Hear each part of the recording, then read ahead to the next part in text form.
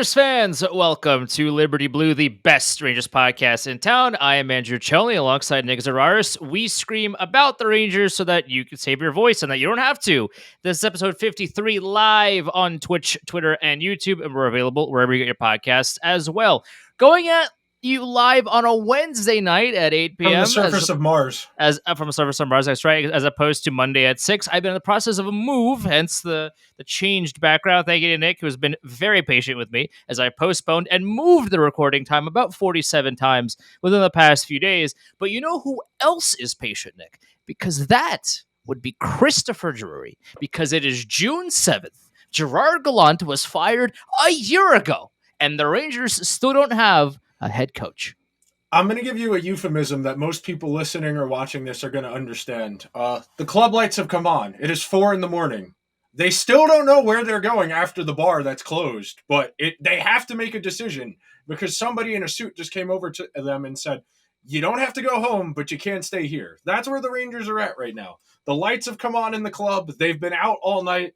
They've yet to make a decision if they're going to approach a woman or if they're just going to go home, if they're going to go to a secondary location, if they're going to try and get some drugs. They haven't decided what they're going to do yet. They are looking around befuddled as if they weren't aware that the available coaching candidates weren't that great to begin with. Yep. Well, and apparently Patrick Waugh is not considered a candidate at all. That's good, at least. So listen, and I tweeted this out a couple of days ago, if I had to pick between three people of Waugh, Hines, and Laviolette, the two of those three, there is no situation in which you could convince me that these are good hires. Hines and Laviolette are people that there is no world in which I'm like, you know what, this could work. At least with Waugh, if you told me you have to pick one. There is only these three options, and there's nobody else on the planet that will coach the Rangers. I can see a world in which I'll be like, you know what, Waugh could do, I guess, something. I mean, I think his junior team just won the Memorial Cup, if I'm not mistaken, because I don't follow the juniors. Yes. So okay, but you could convince me that okay, so Patrick Waugh learned from his mistakes in Colorado. He's gotten more experience under his belt, so maybe there's a world in which he makes sense if you give the parameters of those three. But he's not a candidate, so it doesn't matter. And it's still, I guess, between Laviolette and Hines, there's still no real clarity as to who the other potential candidates are besides those two as of right now. I know that they've interviewed a couple of people here and there throughout the process, but we've only really heard about two people recently, and neither one is good. So I beg of you, Christopher, please just please interview more people, please. I think realistically, they didn't know what they wanted. They cast a relatively wide net. The game of musical chairs has progressed. We've seen Brunette get a job. We see Mike Babcock is going to get a job. I'm sure we'll make fun of that at some point later on in the episode. Yeah. But at this point, there's two vacancies left, Calgary and the Rangers. Calgary seems very likely that they're going to hire one of the internal guys, whether it be their associate head coach or their AHL head coach. And the Rangers have the runt of the litter to pick from: Hines, Laviolette, Patrick Waugh, who not a candidate. None of these guys is particularly enticing. It would have been very funny if the Rangers announced this hiring at 4 o'clock today when the mayor told everybody to go home and not to go out tomorrow so that nobody would be able to come cover the press conference tomorrow. That would be a very smart way to bury this. Yeah. Or announce it on Friday and do the press conference on Saturday.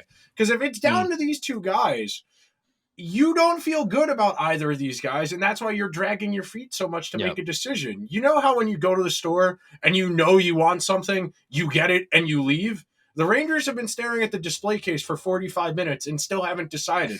They might have asked an employee there a couple of questions, but they still haven't decided what they want, and that's why we're still here. Neither of these guys is particularly enticing, and they know that. They know that if they hire John Hines, they are going to get you hired a devil's reject from every single person in this fan base.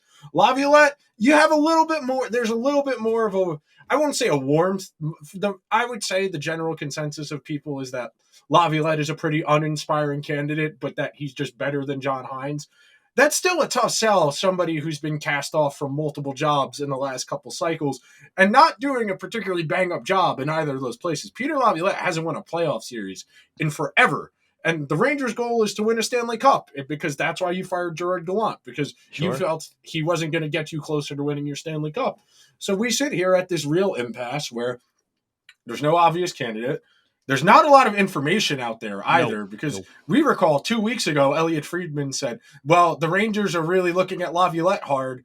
And then John Hines got fired from Nashville. And all of a sudden, the process got recycled and Right. restarted. Well, by the way, what is it about John Hines besides him knowing people that makes him a He candidate played for college his hockey job? with Chris Drury. Like, I just want to be in an NHL world where people are hired for what they can do as opposed to who they played college hockey with. Like David Quinn got hired because he went to the same college as Mike Greer. John Hines played in the same played with Chris Drury in college. Like, I don't care. Correct. Can you coach this team? That is what I care about personally, as a fan of the sport and as a fan of this team that drives me absolutely insane. Can you coach the team to success? With John Hines, who he has done none of that throughout his entire career. Playoff appearances. He's done won 2 playoff games in those zero playoff playoff longevity.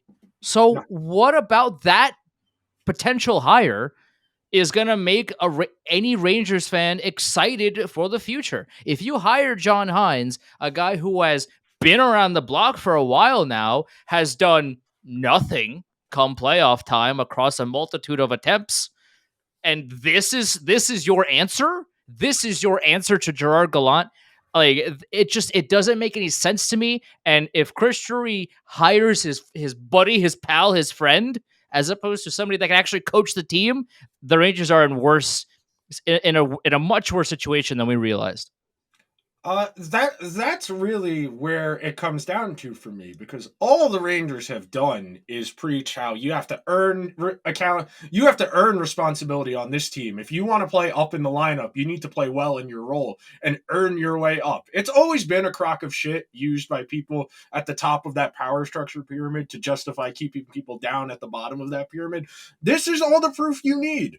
They're going to hire a guy who the Nashville Predators, who've had one general manager in 30 years, got rid of, and the New Jersey Devils got rid of. You're looking at Peter Laviolette, who has coached half of the teams in the Metropolitan Division and hasn't won a playoff series, I think, since 2017. We're not exactly, these are not guys who have earned it. You want to talk about earn it, look at Knobloch.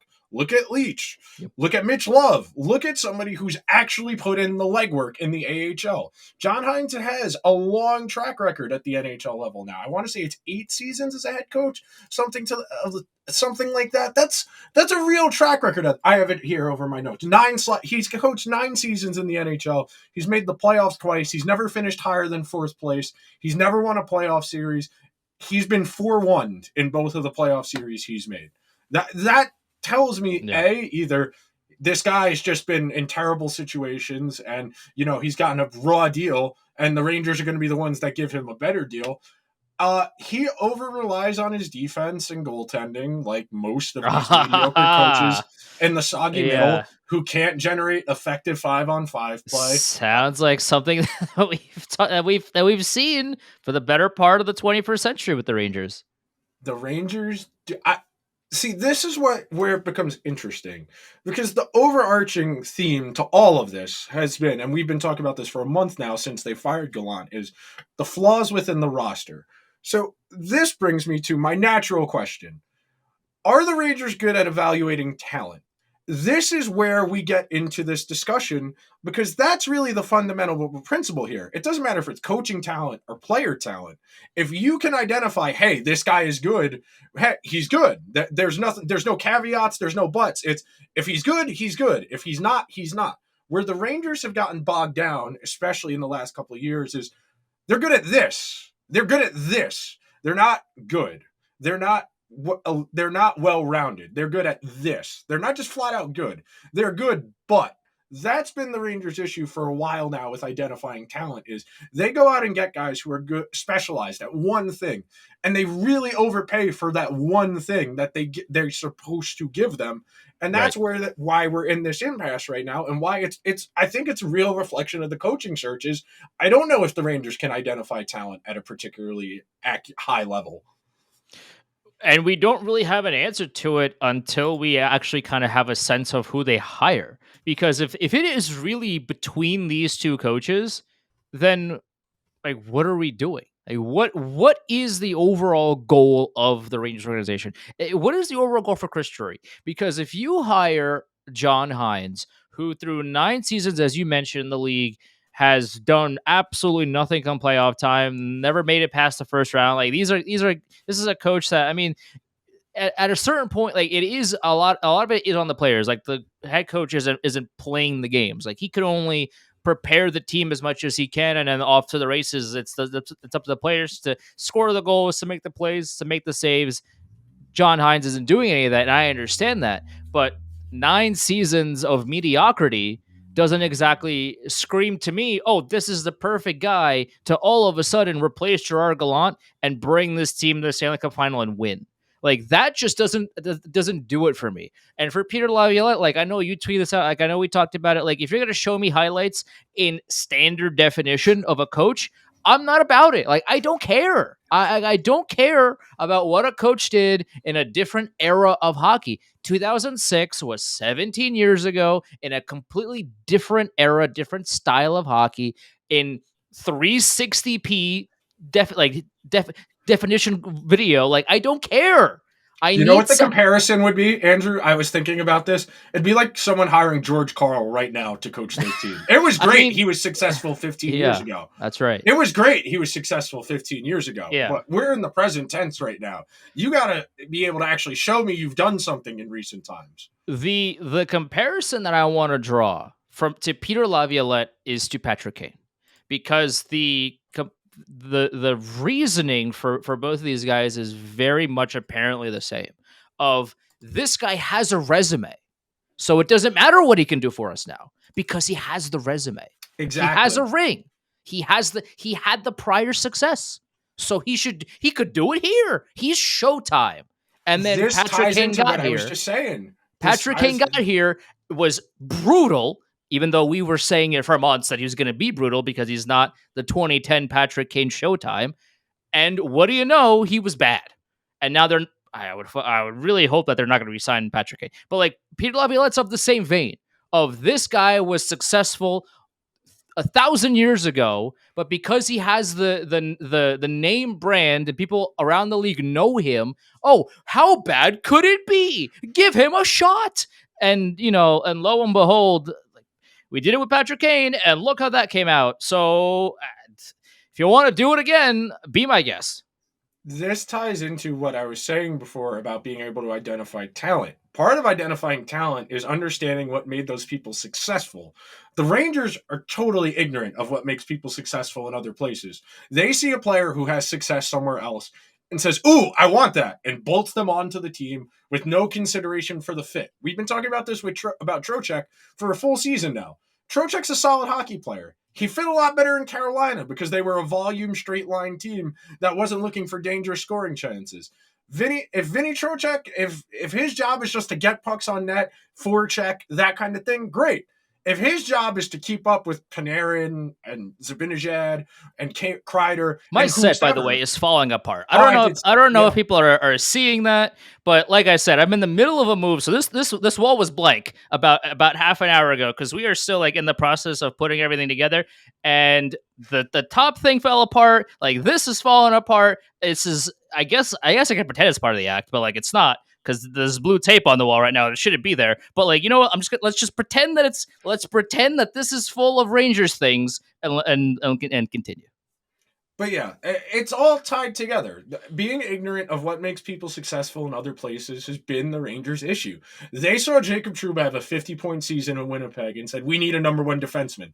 Totally ignorant of the fact that they had a defense first partner in Dustin Bufflin playing on his offside to cover for him to maximize him, or playing with Josh Morrissey, a really good player who had a Norris caliber season this year. You think about the other players that they bolted on. Some have been more successful. Panarin didn't need any help. Panarin is that good. Where it didn't matter what you did, he wasn't going to stink. You couldn't put the Ranger sweater on him and turn him into 2011 Scott Gomez. That's how good Artemi Panarin is. You think about Scott Gomez, you think about Chris Drury, you think about Wade Redden, you think about Dan Boyle. I can keep going on and on with these guys who were good players in other places. The Rangers didn't want to do the work of developing their own talented guys, totally ignorant of why they were good in these other places, dropped them in New York, and then threw their hands up and why isn't this working? You were so good in San Jose. You were so good in Tampa Bay. You were Right. so good in Winnipeg. Why isn't this working? That's the issue, Yeah. to me at least, is that the Rangers don't really understand. They don't understand what makes a successful hockey team. They can identify good players, but they can't identify what makes those players good. And that's been the issue here. And I think it flows into this coaching search now, where you got to think about it. A week ago, John Hines was a Nashville Predators coach and wasn't a candidate for this job. If Laviolette was as close to this job as Elliot Friedman led us to believe 2-3 weeks ago, he would have it by now. The fact that they have not hired him leads me to believe that either A, they're waiting to see if somebody else becomes available, whether it's Sheldon Keefe, whether it's Joel Quenneville, or they're genuinely going to hire Laviolette after making him wait 8 weeks, realistically. Because my personal favorite thing I've read this week was Vince saying the Rangers could hire a coach as soon as Thursday or maybe next week.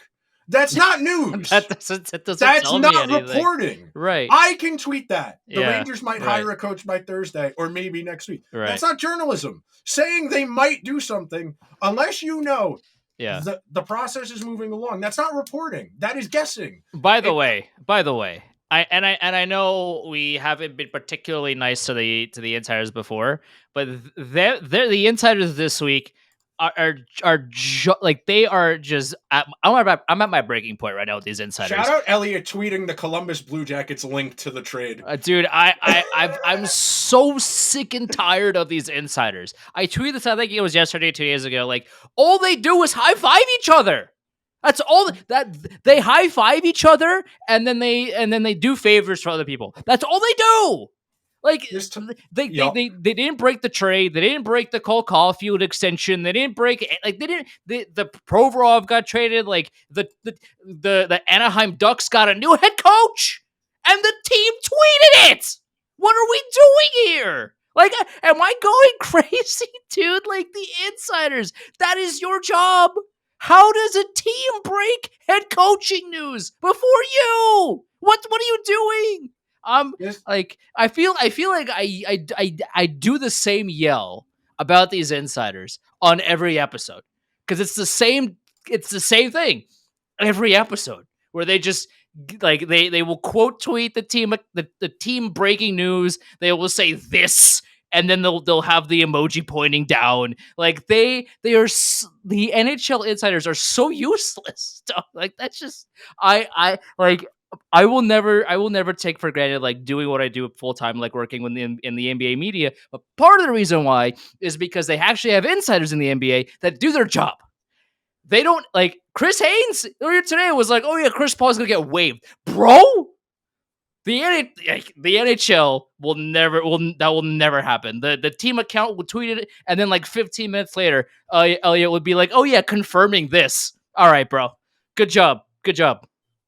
This is one of my main gripes especially in the NHL, when they have the talking head panels at the games and they provide no analysis. Yep. And I can't hear them because the crowd is louder than them. So you wasted all that money to fly out a crew, set up a stage, all of that, just to be like, aren't we so cool? We're at the game, which is effectively what the NHL insiders do. Isn't it so cool that people give us information? Isn't it so cool I can tweet this opaque ass message and maybe kind of give you guys information that you may or may not be able to use, because that's realistically where we're at, especially at this point in the cycle where there's 2 vacancies.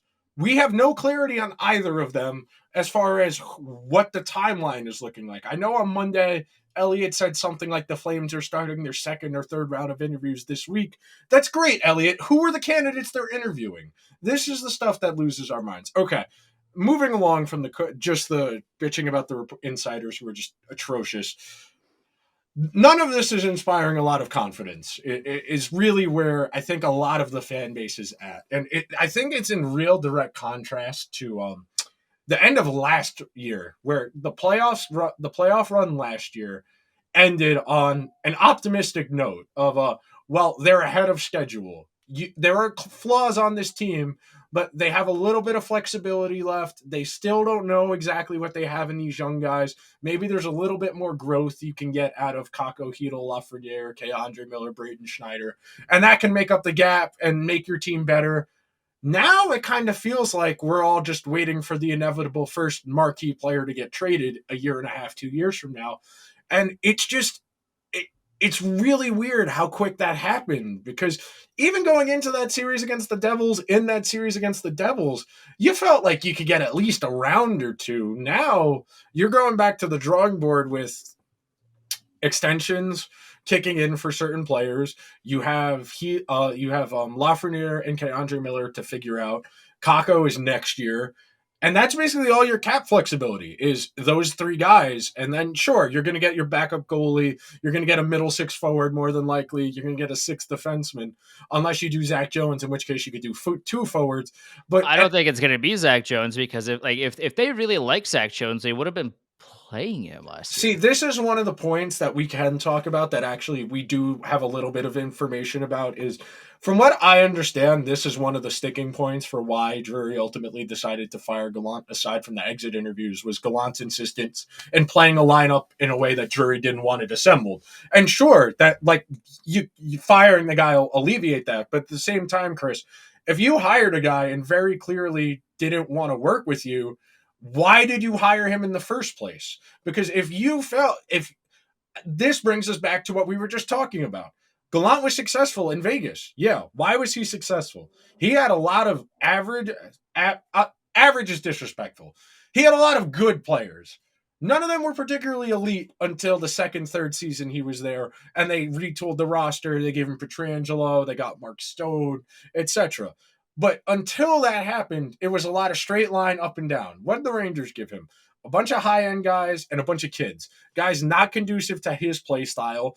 And then Drury, frustrated that he's not getting the best out of the players on the roster, says, well, you got to play the roster the way I want you to. It's why he traded Ryan Reeves in December, was I don't want him in the lineup anymore. If he's not on the team, you can't play him anymore. Objectively a good decision, by the way, because this man can't play hockey. But unless you're listening to Rangers Facebook, it was a Andrew, great move. You stay off of Facebook. There's nothing good. I did a good thing the other day, Nick. I left all of those groups, because whatever's left, Facebook installed on your phone. Whatever I need it for need it for birthdays and reels. That is what I'm there for. This is why you check your email. You get the notification for someone's birthday. You throw it in your Google Calendar. I've been doing that over the course of the last few years. I get all the birthdays I need in my Google Calendar. For the 15 to 20 people I regularly talk to whose birthdays I need to know, they're in my Google Calendar. Get rid of Facebook. Nothing productive is happening on Facebook. The only people who are on Facebook in those groups are people who have nothing to do all day, who are miserably bored. Yeah. Those are largely people who are over the age of 45, who have jobs where they don't have a lot to do minute to minute, or people who are at home full-time retired, who wax nostalgic about wooden sticks and bucket list helmets. I left those groups, man. You know, I'm getting better. It's not good for your mentals. It's not. Some of those takes, man, I was in those groups for longer than I should have been, mainly just to see what kind of absolutely psychotic opinions some people have. But after a while, I was like, you know what? I can't do this anymore. I don't want to argue about Ryan Reeves and why the Rangers don't miss him. Like I'm even if I'm they tired did, of he it. plays 9 minutes a game. Yeah. Like, how much is a guy who plays 9 minutes a game impacting the team? Like, great. If everyone likes him, that's great. Have him behind the bench. Isn't it funny how we Like, never hear about how good players are also good people? It's right. only the bad players who get Yeah. justified for Well, being on the because team they for being can't, you negative. can't highlight their positives on the ice because there are none. So you have to, that I think it was Friedman at the time when the Rangers signed Jack Johnson, when he was like, oh, they signed him for the leadership and whatnot. Like, that was just like, that's what he said, because he couldn't say anything positive about the guy on the ice. It's the same See, thing with guys like Ryan Reeves and other 13th forwards. It's like, he can't play hockey, but boy, do they like him in there. It's like, dude, just he can't play hockey, so why is he here? so speaking of Jack Johnson, one of my favorite hockey conspiracy theories Reddit put me onto is that all of the teams in the league keep signing him to these 1 year deals because everybody feels bad that his parents stole all his money, and they're all taking turns taking care of him and giving him short-term 1 year deals for a little bit of money because everyone feels collectively bad. And that's See, why Jack Johnson's been allowed to stay in hockey as a Habs in like Seattle. that's not the worst That's a one. plausible That's conspiracy theory. plausible. Also, counterpoint to that, just make him like director of Give him a personnel fake development. job. Like, Yeah. just give him like an actual like desk job. Yeah. If you feel like genuinely bad for this guy, and you're like, we want to give you some money because of how much you got screwed out of, through outside circumstances that weren't your fault, let's give you a cushy job, and you can just walk around and pretend like that you're doing a lot of good work, and we'll pay you handsomely, and that's it. Instead of, here's a 1 year deal to be terrible on our hockey team because we feel bad. Hey, like, maybe you're great at like directing practices, or maybe you're great in the video room. Who knows? Like, maybe Jack Johnson is really good at dissecting film.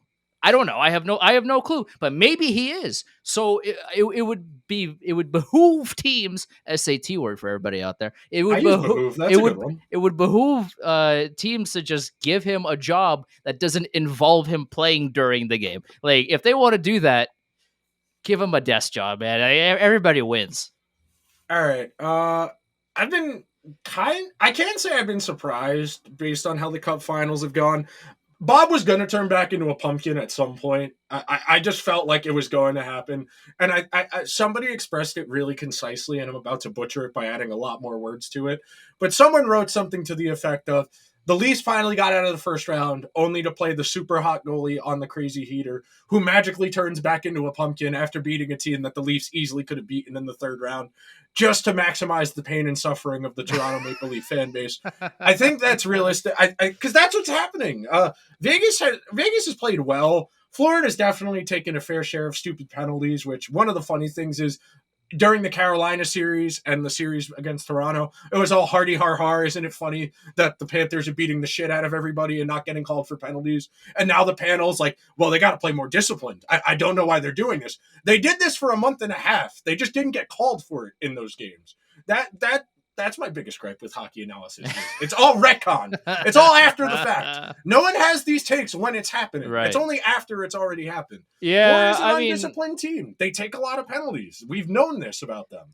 the Panthers, like, it's Bobrovsky definitely like isn't playing at a 999 save percentage like he has been against Carolina and Toronto, but his team also is doing not a whole lot to kind of help him out.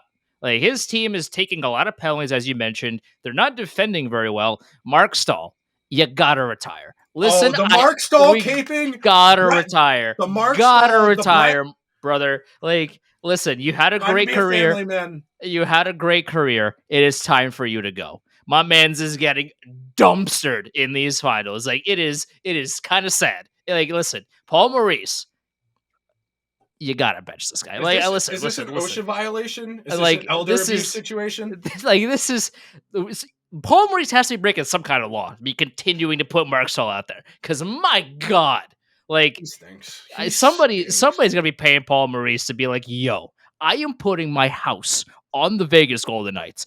Keep playing Mark Stahl. You better keep playing Mark Stahl, and he's doing it because he's getting a cut. I made that up. That's not true, but I'm pretending it is, because that's the only reasonable thing that I can think of that would make Paul Maurice continue to play Mark Stahl. I mean, he has been an absolute atrocity on the blue line they're at the playoffs for sure, but especially in these playoffs, and especially in these finals, I mean, he's been brutal. And not only does Vegas know that, they are actively attacking him every Expose time, him. and he gets beat every time. Oh, I for one am shocked that bad defenseman gets constantly beat, and the other team continues to attack him because they know he's bad, but Paul Maurice continues to play him. I for one, so shocked. Yeah, man.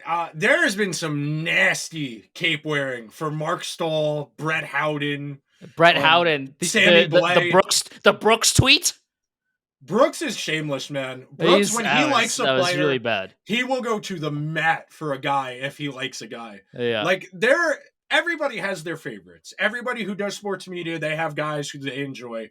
But when Larry likes a guy, he defends them to the earth's core. Brett Howden was the worst player in the entire NHL the last season he was in New York.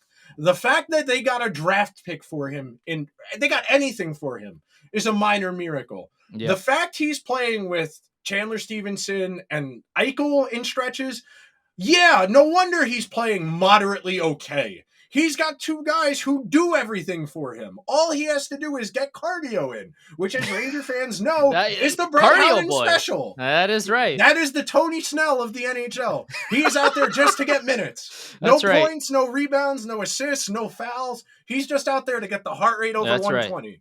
That's all Brett Howden's out there for, man. Nasty cape wearing. I understand everybody's disappointed that the Rangers didn't go far in the playoffs. None of those three guys would have helped against the Devils. Not Mark Stoll, not Brett Howden, not Sammy Blay. None of those guys would have helped against the Devils. I understand feeling this like emptiness in your soul, feeling like, hey, the Rangers are better than the Panthers. We could have been here. I understand that. You don't need to go justifying like, hey, maybe if we just did this instead of this. With players who are bad, if you got to do that, it's time to log off. It's time to go touch. Yeah. Well, I can't say go touch grass because it's not safe to be outside in the New York area right now. Get a plant. Go to Home Depot. Get a plant. You can't go to Home Depot. You can't go outside. Wear a mask when you go to Home Depot. Oh, yeah. I guess. Well, if you're gonna wear a mask, might as well go touch grass with a mask on. Okay, that's fine. I'm okay. I'd agree to that. I'll go touch grass for everybody else because the people on Twitter defending these guys who stink like. If the Ranger fans were nicer to Sammy Blay on Twitter, maybe he would have agreed to extend his contract and Drury wouldn't have had to trade him. What are we doing here, people? What are we doing? We have lost the plot entirely. We're a bad team. Yeah. Bad players do not make a bad team better. I don't understand this wanting guys who aren't good at hockey back.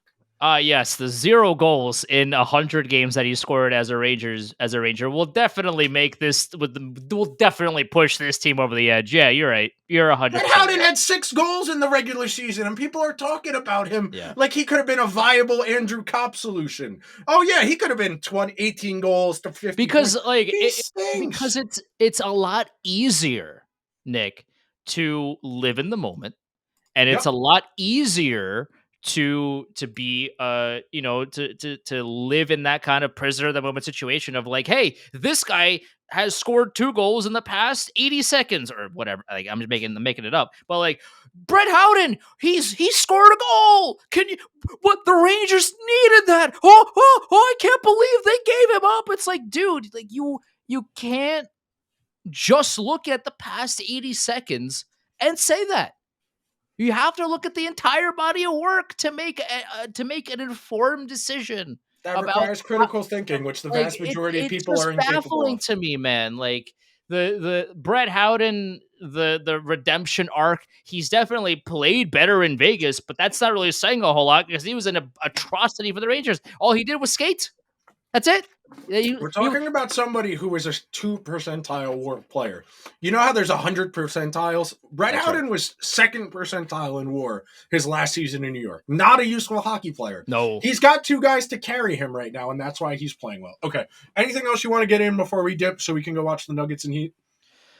I just want to live in a world in which the NHL insiders do their job. That's all I want. Because I work in the NBA media world, and we have plenty of insiders that do their jobs. You have so many people that are getting the correct information, that are doing the digging. The Phoenix Suns didn't tweet, "Hey, we're waiving Chris Paul." They didn't say that. The Chris Haynes did, because he's an insider, because he works for that information, because he wants to do his job. Now, I am begging the check marks of the NHL media sphere. I don't care about your cottage. I don't care about your margaritas. Although Bob McKenzie, I love you, but I don't care about your margaritas. I want you to do the work that insiders do. Please. Thank you. Appreciate it. My message is a lot more simple. Shit's really bad. Eat Arby's. The Yeah. Rangers probably won't be better next year. The duality of man. All right, we're out. Later. See you guys next week.